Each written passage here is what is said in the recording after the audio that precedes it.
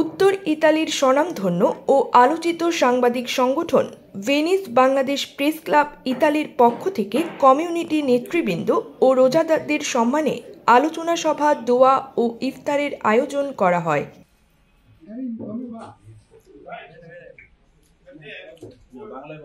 গত রবিবার ভেনিসের মেস্ট্রে Villa পিয়াভেতে Indian food and রেস্টুরেন্টে আয়োজিত ইফতার ও দোয়ার শুরুতে আলোচনা সভা অনুষ্ঠিত হয়।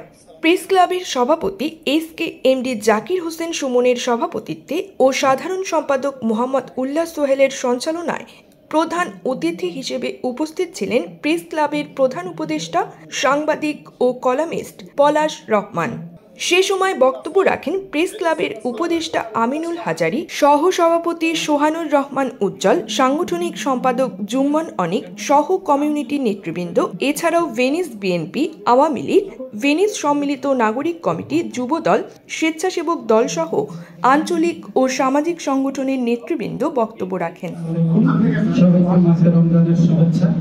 বাংলাদেশ প্রেস ক্লাব ভেনিসের উদ্যোগে আজকের এই অনুষ্ঠানে যারা উপস্থিত হয়েছেন সবাইকে আন্তরিক মোবারকবাদ জানাই। আলোচনা শেষে বাংলাদেশ সহ বিশ্বের শান্তি প্রতিষ্ঠা ও সকল মুসলিম উম্মাহ ও কবরবাসীর জন্য দোয়া করা হয়। সে সময় দোয়া পরিচালনা করেন হাফেজ আব্দুস সালাম। বক্তারা এমন একটি আয়োজনের মধ্য দিয়ে ভেদাভেদ ভুলে সকলকে একসাথে উপস্থিত করানোর জন্য ভেনিস বাংলাদেশ প্রেস ক্লাব ইতালির নেতৃবৃন্দদের ধন্যবাদ জানান। সেই সাথে ভেনিসে বাংলাদেশ কমিউনিটিকে এগিয়ে নিতে ও ঐক্যবদ্ধ করতে বিভাজন সৃষ্টিকারীদের কাছ থেকে সতর্ক থাকতে আহ্বান জানান। আজকে আমরা জনসংখ্যায় জায়গায় বেশি, আমাদের ভিতরে মত অনেক কিছু থাকতে পারে। আমাদের এই কমিউনিটির সাথে সবকিছু ভুলে দিয়ে আজকে যেমন এক টেবিলে আমরা সব দলের লোকজন এই জায়গায় দাঁড়ায় আছি।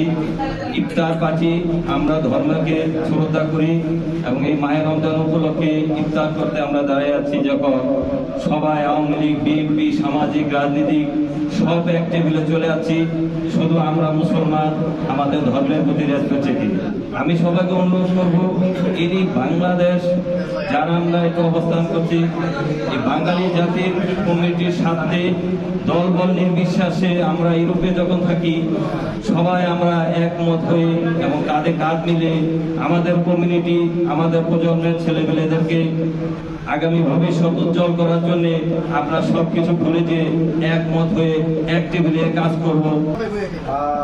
আসলে আমরা চাই সবাই ঐক্যবদ্ধভাবে থাকবে। আজকে যেমন আমরা সবাই একত্রিত হয়েছি, সবসময় যাতে আমরা এইভাবে থাকতে পারি। আর সোহেল ভাই তো এই যে কথাগুলি বলেছেন, আমি রাত্রে একটা লেখা লিখবো। আশা করি সে সময় আপনাদের ভুলগুলো হবে, যে অপপ্রচার হচ্ছে সে অপপ্রচার বিষয়টা